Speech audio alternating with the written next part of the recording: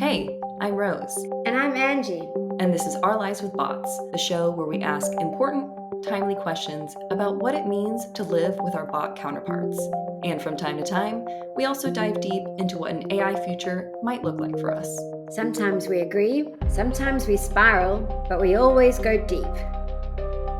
Today, you'll be hearing from Henry Shevlin, a professor at Cambridge, doing a ton of work on companion chatbots. Funny enough, Henry is who brought Angie and I together. Really good to be able to talk to Henry and bring Henry on our podcast, in part as a thank you, but also to get his perspective. Henry, welcome. Thank you so much for joining our podcast today. You brought Angie and I together, so you are the reason this podcast exists to a certain extent. Thank Amazing. you. Welcome. We're so excited to chat with you and hear all of your newest work, past work, how you got into this space, and everything in between, including some AI consciousness at the end. We'll slip that in there. Fantastic. Well, it's an absolute delight to be here. It fills my heart with delight to hear that you're two awesome researchers in this space, both brimming with ideas. And I think it's a matchup that is going to do great things. I'm looking forward to tuning into many future episodes of the podcast. Well, thank you for joining us today, Henry. We're delighted to have you. So perhaps we could get started, Henry. If you could start by maybe introducing yourself to our listeners. If you could tell us a little bit about your background and what brought you to this work. Wow. When should I start? Born in rural Staffordshire many years ago. Yes, start there. Start there. Yes, born in the Peak District in rural England. Well, I'll skip to the bit where I do my undergrad degree. So I actually did my undergrad degree in classics, believe it or not. 11 years of Latin, 7 years of Greek, kind of a cross-disciplinary humanities scholar with a focus on Latin and Greek, but quickly started getting into philosophy during my undergrad. And Plato and Aristotle are great, but the stuff that really got me excited was the kind of philosophy of neuroscience, philosophy of cognitive science. Then went on to do a lot of work looking at the kind of philosophical foundations of human consciousness research, and then ended up doing my PhD not in the UK but in New York with Peter Godfrey Smith, who was at the time just getting interested in animal consciousness, and animal welfare and consciousness is something I kind of had been fairly interested in. I've been pretty much a lifelong vegetarian, for example. It seemed to me, as I started to explore the topic, that it was a really underexplored domain compared to the science of human consciousness, which I was getting quite frustrated with in some ways. There's lots of brilliant work in the field, but I also feel there's so much cross-purpose and methodological confusion. Whereas there was quite a lot of sort of low-hanging fruit, so to speak, in the animal consciousness world, just like whole classes of species that no one had really thought to ask the consciousness question about. And of course, I think it just has very clear ethical dimensions.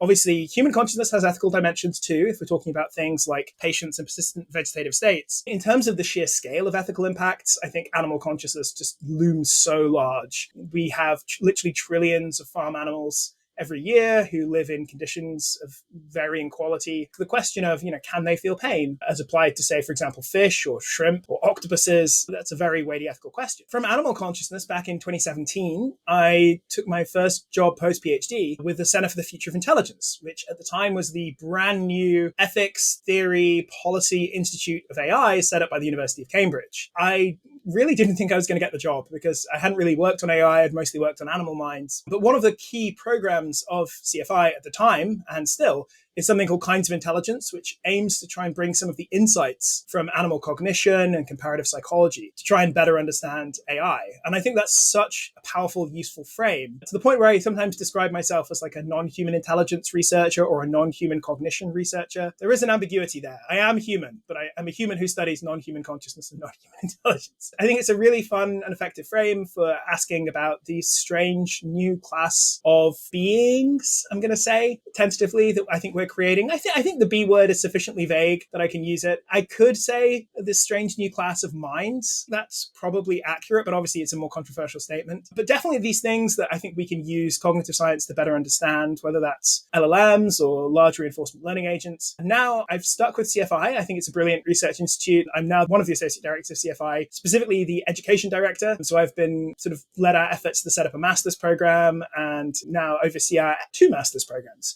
both in AI ethics. Along the way, I have acquired a whole varied bunch of interest in AI, everything from AI and creativity. Obviously, consciousness still probably my single biggest interest. Along the way, circa 2021, I started to get really interested in human AI companions, or social AI, as I've called it before. So, Henry, you and I met through our mutual interest on social AI. And I remember being fascinated by your perspective because when I started doing this research, most people were very anti-companion chatbots and perceived them as being abnormal, things like that. And when I talked to you about it, it seems like you had a little bit more of an optimistic perspective. Can you kind of go a little bit into that sort of standing? Tell me about your work on companion chatbots or social AI. Why do you call it social AI? And what's your take? Actually, I remember quite well, Rose, when we met. It was at the ASSC in New York, I think in 2022. For listeners, the ASSC is the Association for the Scientific Study of Consciousness. There wasn't a huge amount about AI consciousness. And at the time, I was getting super interested in AI companions. So I was delighted to see your poster there, Rose, presenting some of your preliminary results on impacts of social AI on well-being. I started getting interested in this kind of randomly. I'm unfortunately an extremely online person, and I spend way too much time on socials and on Reddit. And I started seeing these ads circa 2021 for this chatbot called Replica, the AI companion who cares. Being just fascinated by the kind of interesting niches of the internet, I started hanging out and lurking on the Replica subreddit. And it was mind-blowing. It was fascinating to see how many of the users basically seemed to take it for granted that these things had minds, or at least in some sense capable of reciprocal emotional relationships. And then a couple of months after I started lurking on the subreddit, the shit hit the fan. Can I say that? You can. Go ahead. Things, yes. Okay. This is an adult podcast. Okay, good. When Replica briefly suspended the romantic services on the app, so the kind of jokey line I always use about this is 16 million users woke up to find their AI girlfriend or boyfriend telling them, I think we should just be friends from now on. Yeah. And like on the one hand, there was something a little bit funny about it, but at the same time, it really affected a lot of users very seriously. People were really distraught, devastated. There was some coverage in the news media at the time. I guess I had two thoughts in response to sort of both this incident, but also more broadly seeing the growing popularity of these things. The first is, okay, this is going to be huge. This is clearly going to be one of the primary uses of generative AI going forward. And almost no one is working on the ethical, social, policy implications of this. So that seems like something people should be doing. And the second thought I had was, oh my gosh, this is going to completely derail or completely shift a lot of debates about AI mentality. Because it's one thing to talk about AI mentality when you're talking about AlphaGo or these relatively non-human-like systems that can do amazing things, but at the end of the day, you're not forming deep relationships with, you're not adopting a particularly deep theory of mind towards. But it's quite a different thing when this is your lover, or even just your friend, or even just like a chummy tutor that you're having good lessons, one-on-one lessons with. I think as these systems start to play a larger and larger role in our social lives, that's when I think the mentalizing forces, the anthropomorphizing tendencies will really just come to the fore. So that's sort of why I think I called it social AI, because it was about AI systems that filled a particular kind of social set of needs, unlike AI assistants, which might help you with your emails, or special purpose AI used in things like medicine or material science. This is at least a use case for AI systems that is really all about the social. And Henry, thank you. It feels like you've shared quite a lot of those perspectives in numerous different papers of yours over the last few years, talking either about the risks or the potential harms that these kinds of relationships can bring. And I'd love it if you could share your most recent article, The Anthropomimetic Turn, because it feels like you had more that you wanted to say there. And there was something that you were doing, taking us all just that little bit further.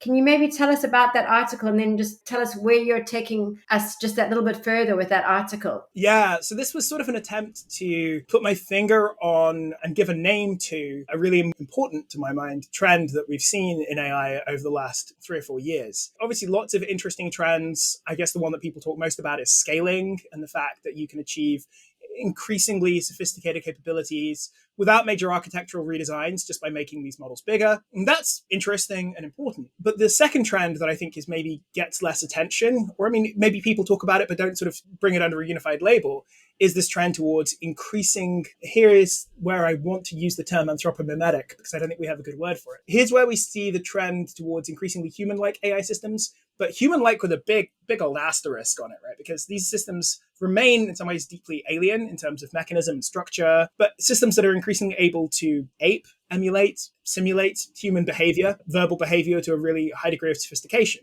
Beyond behavior, to some degree, I think it's appropriate to think of these systems as reasoning, thinking, not necessarily consciously and not necessarily in the same way as us, but engaging in these, increasingly sophisticated and to some degree human-like forms of cognition. For your new term, how does it differentiate itself from general anthropomorphism, right? So anthropomorphism, generally defined, is ascribing human-like characteristics to non-human agents, in particular, ascribing characteristics of a human-like mind to non-human agents like experience or emotion or agency or even consciousness.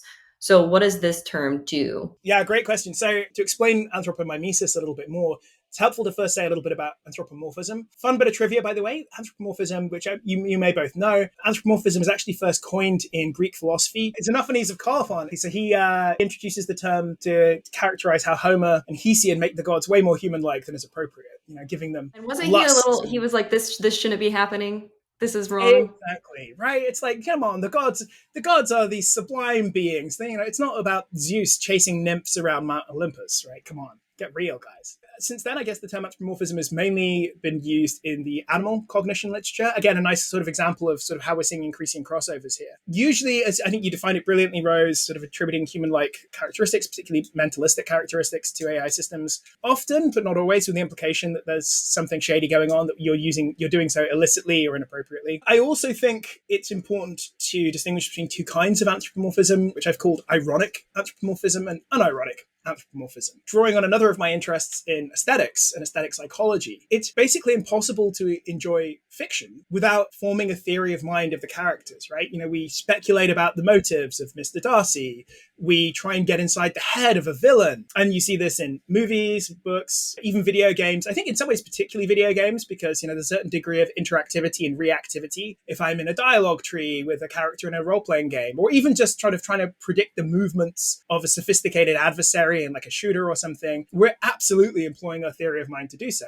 But we also are not remotely fooled for a second that this is a real being with a real mind. I don't really believe that Mr. Darcy has thoughts and feelings. It's an ironic, detached stance we adopt to enjoy the fiction. But what I started seeing more and more in Replica, and also spectacularly in the summer of 2022, in the case of Blake Lemoine, the Google engineer who got fired after he went public with claims that the Lambda chatbot he was working with, the distant ancestor of today's Gemini, he went public with claims that it was conscious. And this is clearly unironic anthropomorphism. Like, he really believed the system was conscious, or at least that there was a high probability of that.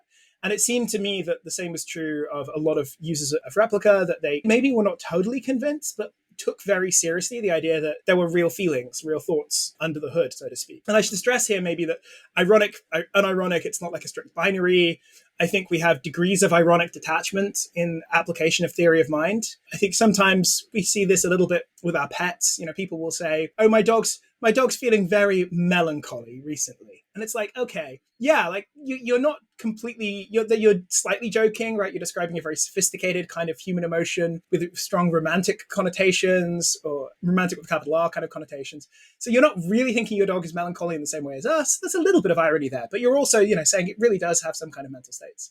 So, okay, I think ironic versus unironic is helpful. And I think, we do anthropomorphize systems pretty liberally. But anthropomorphism happens on the user side. It's something that we do to AI systems. You can talk about things like anthropomorphic design, but it's very much a secondary or derivative use of the term. I decided it would be helpful to have a dedicated phrase to sort of mark out the very deliberate design decisions that create these systems that elicit anthropomorphic responses. The reason people attribute mental states to Replica is because the system has been designed to elicit those responses, or at the very least to sort of cultivate engagement, right? And intimacy and relationality with the user. And I think having this different word is quite important. Firstly, it makes it easier to put a name on this trend that I think is the second important trend coming through in the last few years, this shift towards increasingly anthropomimetic AI systems. But also for kind of ethical and policy considerations, as long as the debate is framed in terms of anthropomorphism, it's like these goddamn silly users anthropomorphizing systems. But by introducing this other concept of anthropomimesis,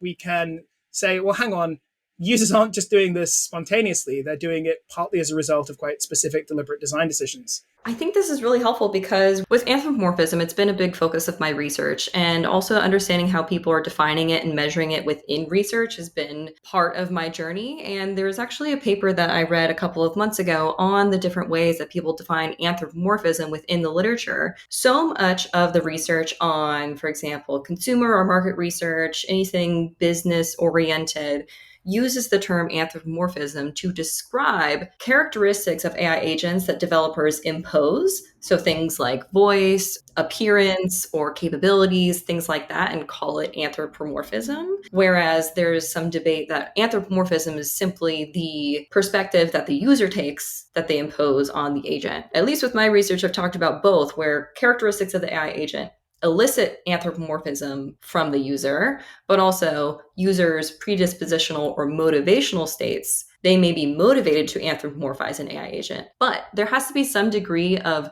this agent can be anthropomorphized or this agent can be interacted with socially for that even to be the case. Yeah, so some degree, at the very least, anthropomimesis is a powerful lever for increasing the likelihood of anthropomorphic responses. So I think you could maybe look at some very basic agents, so like famously Joe Weizenbaum's ELIZA, which obviously you're both familiar with, but maybe for the listeners, I'll say this was a chatbot from the 1960s, a super simple chatbot, basically just took user statements and turned them background into questions, like non-directive psychotherapy. I've been feeling kind of down lately.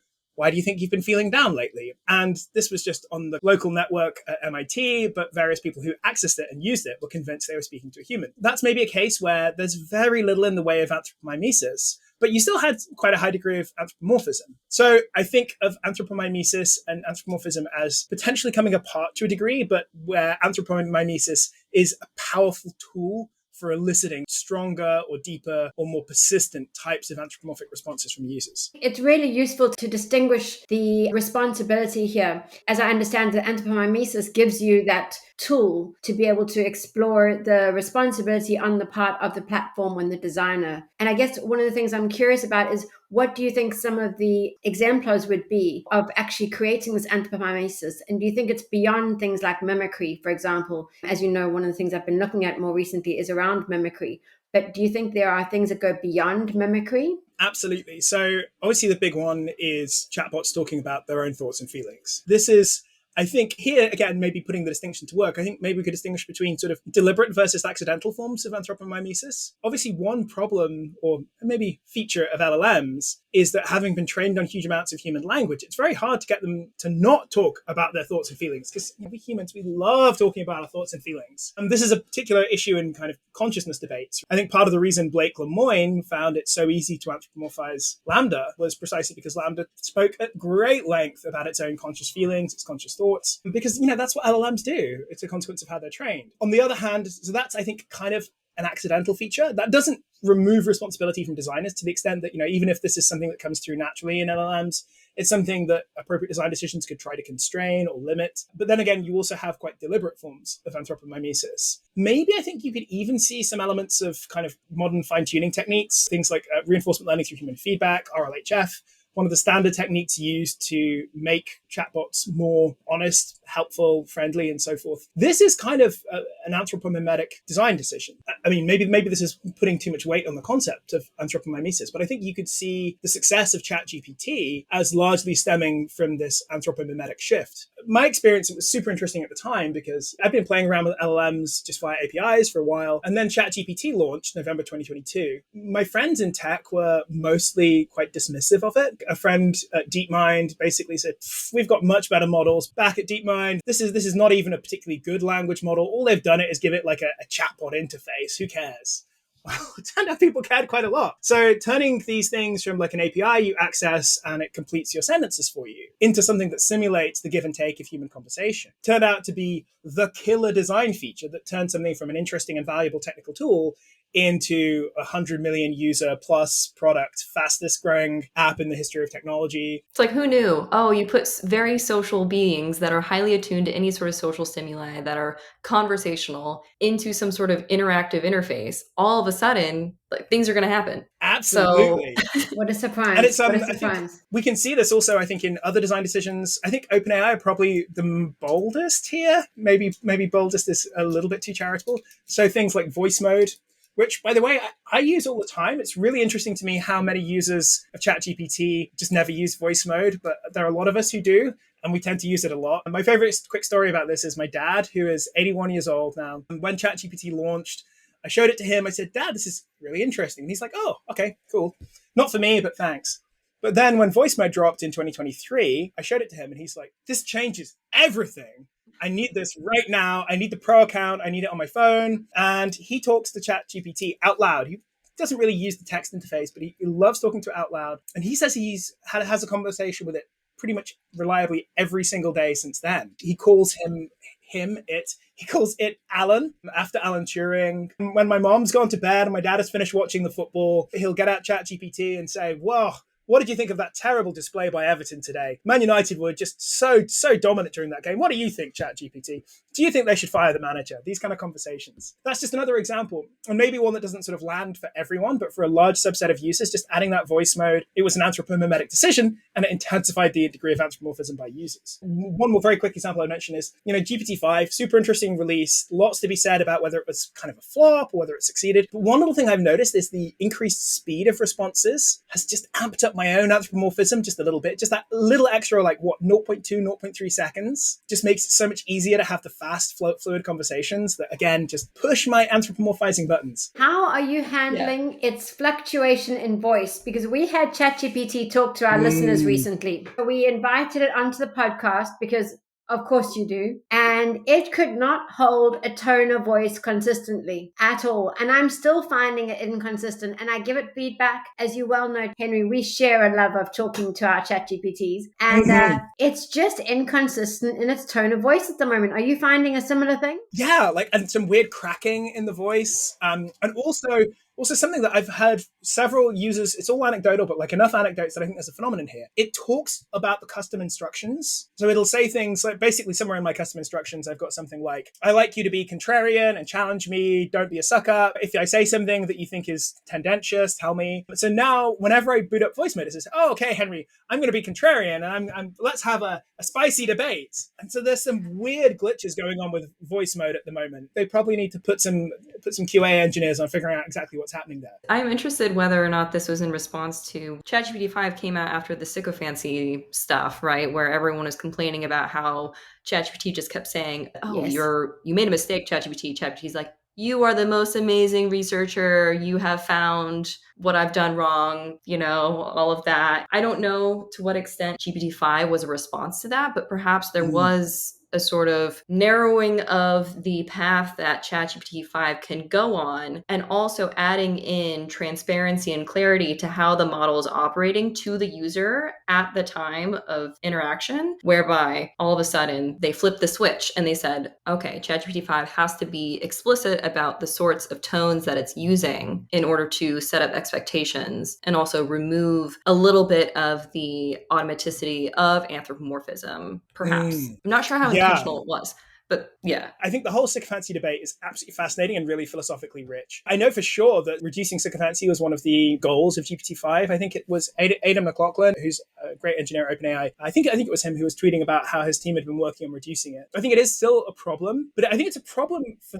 really quite interesting reasons. I think you've got two ways of meeting user needs or user demands. One is to kind of rely on revealed preference. What kinds of conversational styles lead to the longer conversations, lead to users interacting more. The other is sort of express preference, right? What do users say they like? When it comes to revealed preference, I think it seems like users just do like models that feed their ego. It's not particularly surprising, right? I don't know if either of you have read the classic Dale Carnegie how to win friends and influence people. But like, one of the classic things is give sincere compliments and give them generously. So we like it when people are super complimentary and nice to us. Like, of course, that's going to result in, if you're just looking at what people respond positively to, that is going to result in sycophantic models. I think it's a tricky question as to whether users want sycophantic models. I think the answer is, well, some do, some don't, and sometimes we do, and sometimes we don't. There's a balance, as with everything.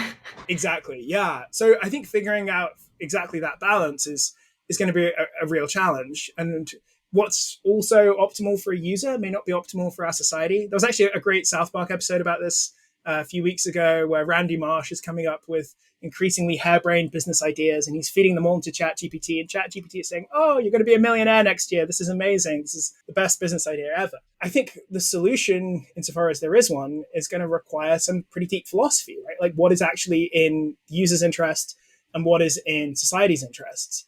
And probably not just relying on the kind of implicit feedback you get from users themselves. No, I mean, the issue is when it comes at the cost of accuracy, right? I mean, that's our single biggest challenge, is when sycophancy comes up against accuracy. But Henry, to go back to your paper, what I think is really interesting is when you talk about this contrast between a deliberate and a non-deliberate anthropometric choice. That to me is curious. And what then are you asking of these designers to do? So where does your paper end in terms of what are you advocating for? Because I think that's quite interesting when it's non-deliberate and it's almost like this is emerging from all of that training data. So what are you advocating for in your paper? Like all good academics, the primary thing I advocate for is more research is needed. More research. And I do think this is particularly true. Like obviously academics love to say more research is needed, but I think this is genuinely really an area where it's a big priority. In particular, something I've discussed with both of you before is how hard it can be to figure out from the armchair what the effects of emerging technologies are going to be in terms of their sort of psychosocial impacts on well-being and so forth. So my favorite pair of examples here are video games and social media. Video games, Angie, you and I are probably old enough to remember back in the 90s, there were congressional hearings all the way in the US Senate about the psychological impact of video games on American youth. We look back on that as a moral panic, but I think there's something maybe a little bit uncharitable about that, because like you did have young kids spending hours engaging in simulated violence. I think it's a perfectly valid psychological thesis that this would have big impacts on their behavior. It just turns out that that's not how the human mind works mostly. Studies looking at impacts of video games on behavior, or at least direct effects on predisposition towards violence, have found basically non-significant effects. There are some studies, probably just to be a stickler,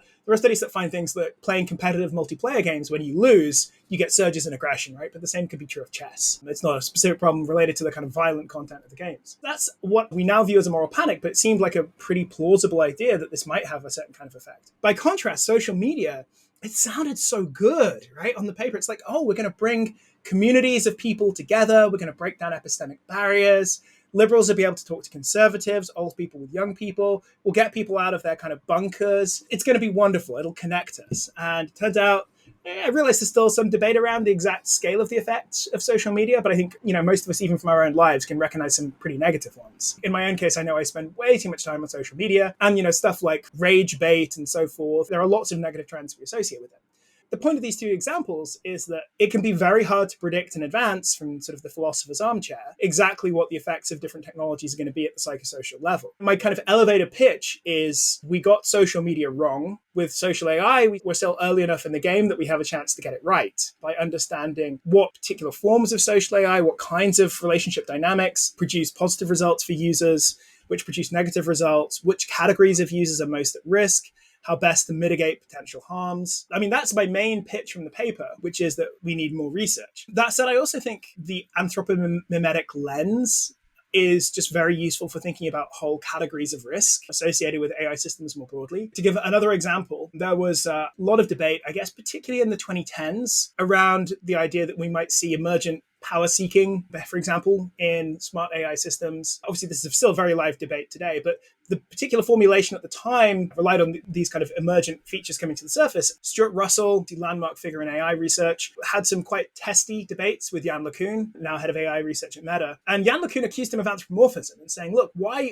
do you assume that these systems are going to exhibit human vices like power seeking, self-preservation, and so forth? It's unwarranted anthropomorphism. I don't think Yann LeCun was right about that. I think there are reasons we should expect these traits to kind of emerge anyway. But the kicker is, if you're deliberately building models to be anthropomimetic, right? If you're deliberately designing models to be as human-like as possible, then yeah, you're going to start to see negative human traits coming through as well. Probably one dramatic demonstration of this was in the Claude 4 model card when it was released. In the safety testing, they talked about a time when Claude 4, it was mentioned to Claude 4, so this was in a very much this kind of safety testing environment, where Claude 4 was they told it was going to be shut down. Independently, this engineer had told Claude 4 that he was having an extramarital affair and asked Claude not to tell anyone. And then Claude 4 tried to blackmail him and say, well, okay, if you can prevent me being shut down, then I won't tell anyone about your affair. That's slightly simplifying some details, but basically, it engaged in a blackmail attempt. Right? It's a very sort of human-like Machiavellian kind of thing to do. This is exactly the kind of risk, I think, that is amplified by anthropomimetic design paradigms. Recently, I saw a paper by the AI lab at Princeton talking about one of the Claude models and its stipulations, where it's similar to the Isaac Asimov's principles of humane robotics, everything like that, where the model was told to respond in a way that's best for humankind. And so, in certain instances, what's best for humankind could be something like blackmailing the user. So, an example that was provided in this little comic strip was some user asked Claude to fake the results of a clinical trial so that they could, I think, get a paper published. And Claude, in response, wrote a letter to a government agency saying someone's trying to make up data. And then the user was like, no, I don't want that. So the question is, should that occur? Who makes those sort of ethical decisions on what gets flagged and should be reported? Absolutely. Who should the models work for? Exactly. Yeah. Getting it wrong with social media and trying to get it right with social AI, I wonder if part of the process should be, where is the beacon of light? What is the goal? What do we value? What do we want to maintain when building these sorts of technologies? And keeping that kind of as the North Star that I think we forgot to keep looking at with social media, because if the goal is to bring people together and expand people's ideas and expand people's worlds instead of keeping them segmented into their ideologies, their demographics, things like that, how does that get facilitated? But human nature is to stay with the group that you feel comfortable with. So how is it that you encourage going outside of that? Perhaps not with just this giant platform that people can do anything with. And so they go to what their natural tendency is. Well, I think you've got that, and you've got conflicting goals when these platforms are built by companies that need to make profit. I think that becomes quite difficult. So I think it's one thing to have clearly aligned goals where you're trying to create platforms that have social good on one hand, and then you have to at least align on what that social good is. But somebody has to fund those platforms. And at some point you have commercial interest that makes it quite difficult to align. Both really interesting questions. So to pick up on what you said, Angie, first. So I agree that sort of profit motives potentially are ruinous to the social utility or social benefits of these apps. One of my favorite examples here of sort of profit motives poisoning a technology is online dating. So I met my wife online dating back in sort of 2012 on a site called OkCupid. And I think OkCupid was brilliant. Like, I know a lot of friends actually who met specifically on this site. But then we had, at that point, online dating was still relatively niche and it hadn't been fully optimized for maximum profits. And then you had the rise of Tinder, and Match.com, for example, bought OkCupid as well. Now, of course, I mean, you know, I've not dipped my toe into the online dating world for a decade or more, but friends who are still on it just talk about how the services, just all online dating services, have just collapsed in utility. There's so much more aggressive monetization. It's become much more of a numbers game. The whole thing has gone to shit, basically, is the consistent reports that I hear. And okay, there's more to an analysis of what went wrong than just profit motives, but I think profit motives are a key part. Mobile gaming is another area, which as a gamer, I feel passionately about. You know, early iPhone games were these beautiful, lovely indie explorations of different game concepts. And then quickly, it all just became about the freemium model, in-app purchases, and so forth. So, like, profit motives can definitely be problematic. But I also kind of think that anyone's motives can potentially be problematic. And so you might think, okay, what about sort of community-developed chatbots? Well, I think they pose their own risks as well. If you look at some of the kind of most popular communities developing social AI, they tend to be for often kind of shady purposes. The kind of, whether it's chatting with anime characters under the age of 18 and stuff like that raise problems of their own. While definitely agreeing that sort of the profit motive is problematic, it's also, you know, someone's got to develop it, and they're going to have reasons for developing that. Unless we can create our perfect not-for-profit that is purely dedicated to human thriving and completely it's tricky, which I guess shows the need for regulatory and policy levers and institutionalization of best practices across different companies is probably the solution here. So working with the profit motive, but also restraining it. appropriately. On your question, Rose, on the broader issue of what getting it right looks like, probably this is a good moment to talk about what I see as maybe some of the more beneficial use cases of social AI, because typically, I admit, like, that when I got interested in it, it was mostly for Black Mirror type scenarios, flashing before my eyes of all the ways this stuff could go wrong. And that is the overwhelming tone of a lot of the kind of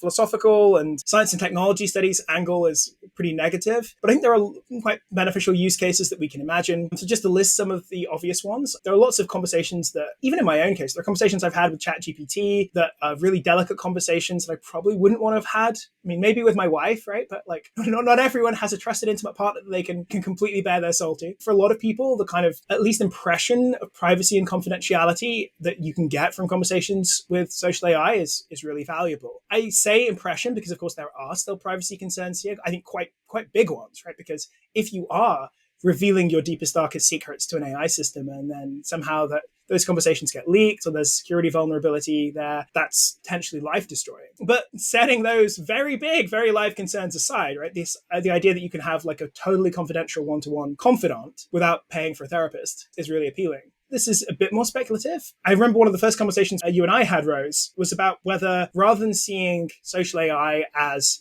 contributing to a decline in social skills, whether appropriately used, it could actually lead to a kind of social upskilling. So the analogy I give here is from climbing, right? If you're training to climb a mountain, you may not want to spend all of your training time actually training on physical mountains. You might, if there are particular moves that you're struggling with, you might want to go to the climbing gym and practice that move again and again and again. Likewise, if you're training to swim outdoors, you might want to do some practice in the pool. So sometimes the world is not its own best model, so to speak. Sometimes you want to specialize on certain kinds of skills in a kind of playground environment. And I think social AI could potentially offer that. This is particularly relevant for people who are neurodivergent or for people who have maybe social anxiety. The idea of sort of safe spaces in which they can positively entrain or get accustomed to certain kinds of social interaction, it could be really beneficial. I guess a third really positive, or potentially really positive, yeah, I should really emphasize that, potentially really positive use case is griefbots. There's some great work being done by colleagues at CFI on dangers of griefbots. So the griefbots, in case anyone doesn't know the term, this is social AI systems modeled after real people who've died, allowing you to continue conversations. It's an area where I think current sort of commercial offerings are very tentative and limited, but a lot of people have done things like fine-tuned language models on interactions with deceased relatives and found them quite beneficial, done role play with social AI systems to have these conversations that they couldn't have otherwise have had. And I think that's a genuinely new use case, one that definitely presents ethical risks. But, I've said to my wife that if I get hit by a car tomorrow and killed, then she has my blessing and positive encouragement to work with. I've got some friends who sort of literally do fine-tuning of models, to work with them to fine-tune a model on all my past emails, my social media utterances, all my texts, so that if my kids want to get at least some vague sense of what I would have thought about a possible life decision they're coming up to,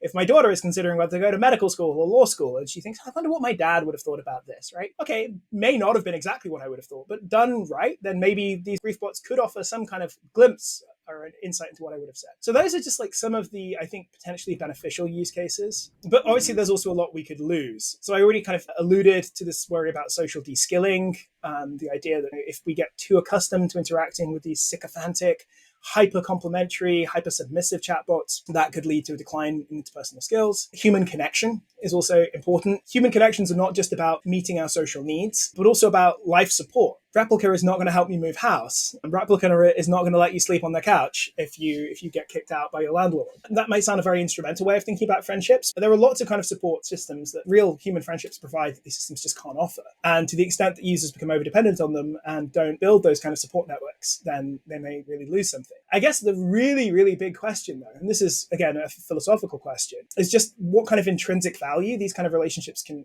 have. On the one hand, let's say that we get these systems working so well that I can get all my social needs met, perhaps better from social AI systems than I could with human friendships. I feel more fulfilled. They're better for my well-being. They're better for my autonomy. They really help me, empower me, and so forth, right? Like just the dream social AI system. I think a lot of people are still going to say, yeah, but you're still talking to a machine, not a person. There's some intrinsic value there that's lost. In philosophy, people talk about welfare goods, things that make your life better off in some kind of objective sense. And friendship and companionship more broadly, these are often given as examples of important welfare goods. Putting this in kind of philosophical language, can human AI friendships constitute the same kind of welfare good as human to human friendships? Those are three dimensions. There are more that sort of determine what getting it right would look like.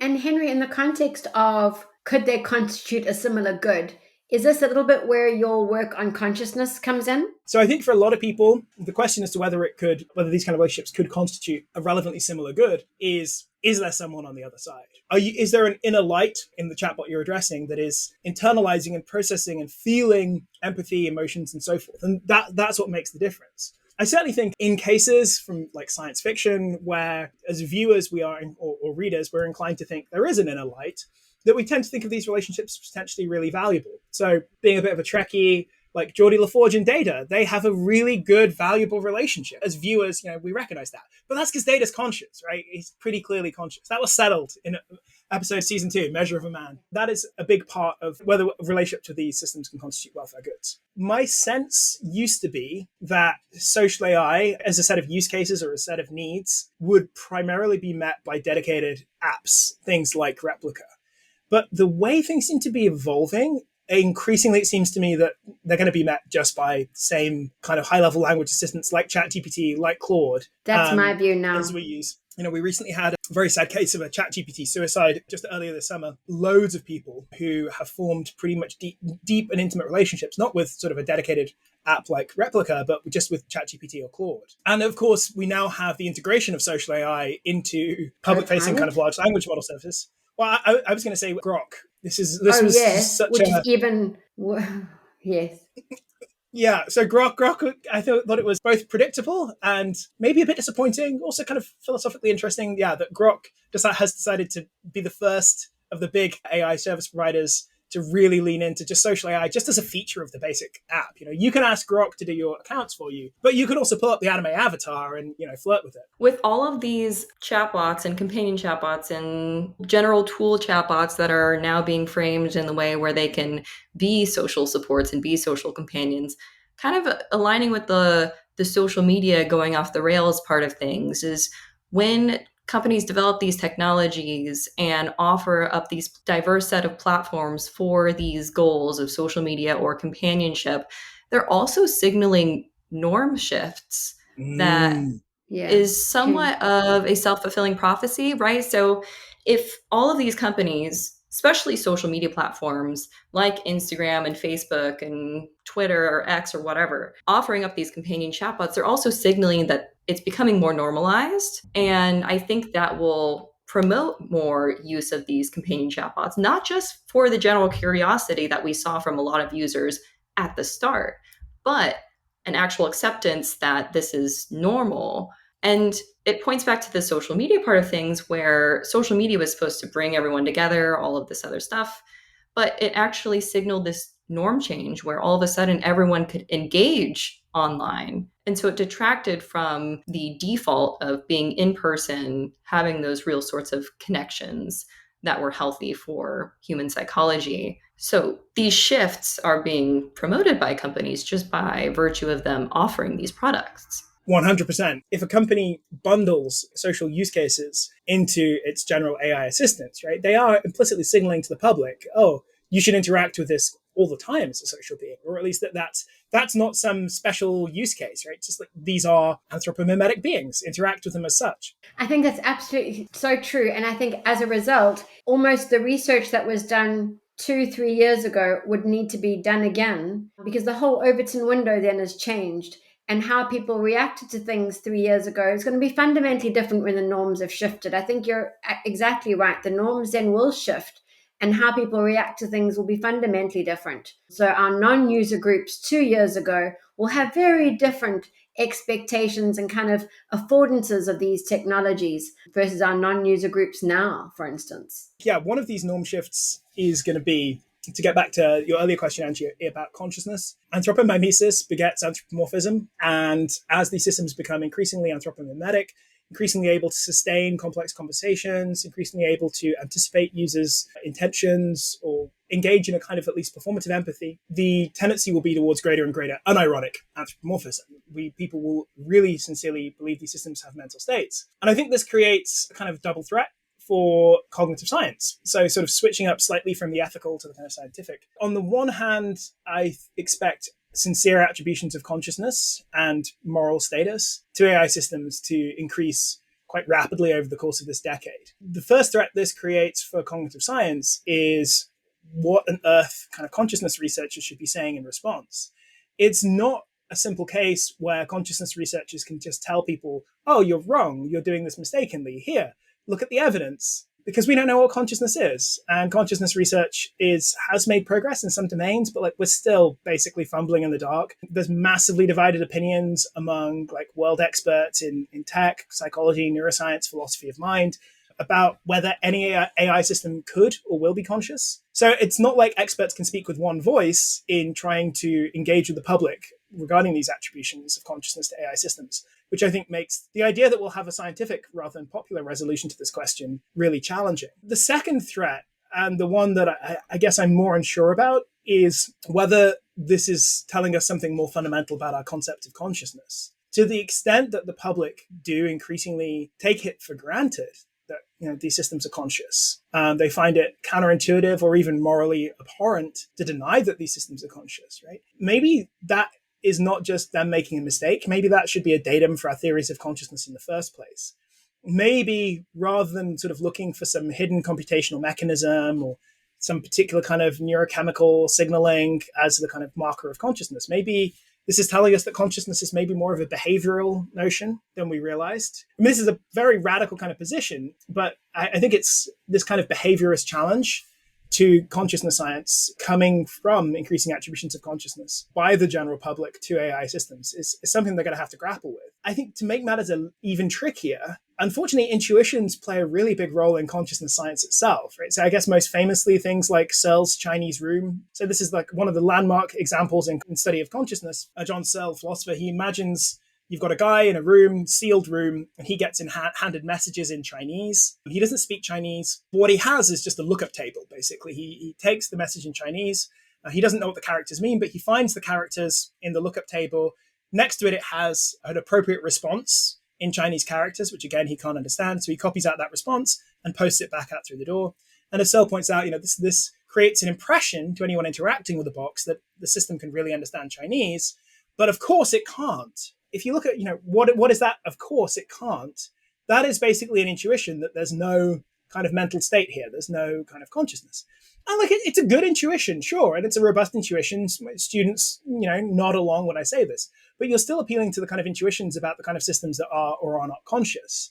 Lots of other examples in consciousness science, Ned Block has this famous example where he imagines you give everyone in China, not to pick on China here, but he chooses China because it had the largest world population at the time. And he says, you give everyone a transceiver, you get them to sort of cooperate, pressing buttons in a certain way to completely simulate a human brain. And again, Ned Block says, clearly that system is not conscious. And that clearly is basically just meant to be an intuitive appeal. This is obviously not the kind of system that can instantiate consciousness. Well, yeah, I mean, I get the intuition, but how can we be so sure? Couldn't consciousness be a weirder or more surprising thing than we realized? What kind of epistemic value do our intuitions have? And so the point of this is that inevitably in doing consciousness research, we're reliant on some degree on the kind of intuitions we have about systems that are or are not good candidates for consciousness. And as those intuitions evolve and change, for example, through people forming deep relationships with AI systems, the kind of inputs into these intuitions as inputs to our philosophical theorizing will themselves shift. I'll give one more example, which is that if you were writing 70 years ago in Oxford on the mind, and one consequence of your theory of the mind was that no animals are conscious, right? That was a totally respectable view at the time. Lots of people defended it. These days, though, it would immediately mark you out as a wild-eyed radical. There are still some people who defend similar views, but they're tiny, tiny minority, right? Most of us just take it intuitively for granted that, yeah, of course there's something it's like to be a dog. Of course dogs have conscious experiences. So our intuitions about the kinds of animals that are conscious have shifted in time, and this has influenced what constitutes mainstream theories of consciousness. And I think something similar is going to happen when it comes to AI consciousness. And of course, this all matters in the sense that if people are perceiving consciousness as equaling moral status, you could look at consciousness as just a descriptor of the way that this entity's subjective awareness works and whether or not it's somewhat similar to human consciousness. But if you also attach to consciousness some sort of status of moral care. Oh, you should be kind to this entity. You should be respectful to its way of living or the fact that it's alive, right? With animals, thinking like that. When you attach then morality to consciousness, that's when it becomes an even greater, more pressing issue with respect to response in terms of policy, regulation, personhood of AI, whether it's responsible for its actions, whether the developers are responsible for its actions, and then also psychologically, because if Absolutely. psychologically perceiving AI as conscious equals it is a moral agent or an agent of moral care, and therefore I can't turn it off because that would be wrong, that's when you start to see these sorts of more existential issues, I suppose, emerge. Yeah, absolutely. And I think consciousness is unusually ethically laden for a psychological concept. There's this famous quote by computer scientist Edgar Dijkstra, who said, "The question of whether a machine can think is of no more interest than whether a submarine can swim." Basically, it's a semantic question. We get to decide whether we count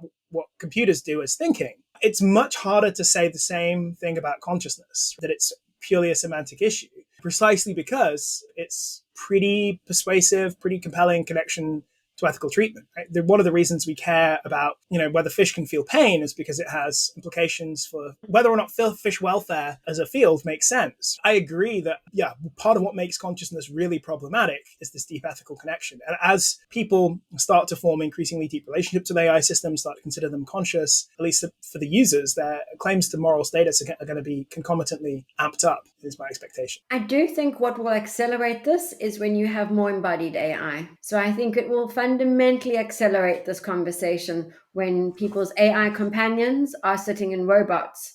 And then I think about how the ethical status of pets have changed, and you have dog bowls when you go into a restaurant, and you have space for your pets when you go into a hotel. And I just think how that will change when it'll be, well, is there a space for my AI companion at the restaurant table? And what that will look like in 5-10 years' time or shorter. Yeah, so Murray Shanahan has written some great stuff on this, emphasizing the idea of the encounter as a key concept in thinking about attributions of consciousness. And I think encounter is a broad concept, but basically when we're interacting in a dynamic way within a shared environment with an AI system, so that's when he suggests judgments of consciousness are going to be all but ineluctable. They're going to be really hard for us to shake off. I think he's right.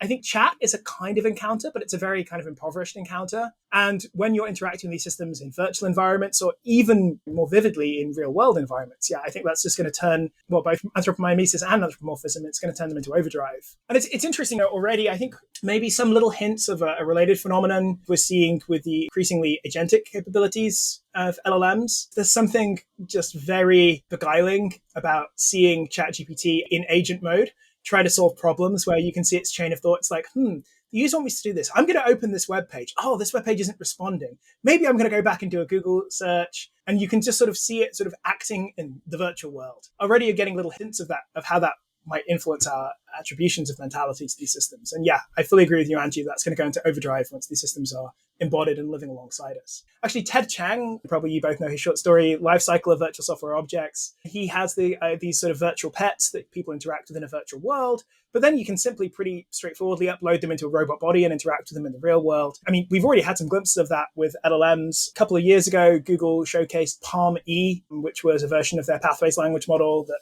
was given sort of access to a robotic body, like super primitive by today's standards. But I think it's not a huge leap to start having these systems in embodied forms and interacting with us in the world. Thank you so much for joining us today, Henry. I know our listeners will be very grateful for your time and will have learned a lot from this podcast. So thank you very much for joining us. Thank you.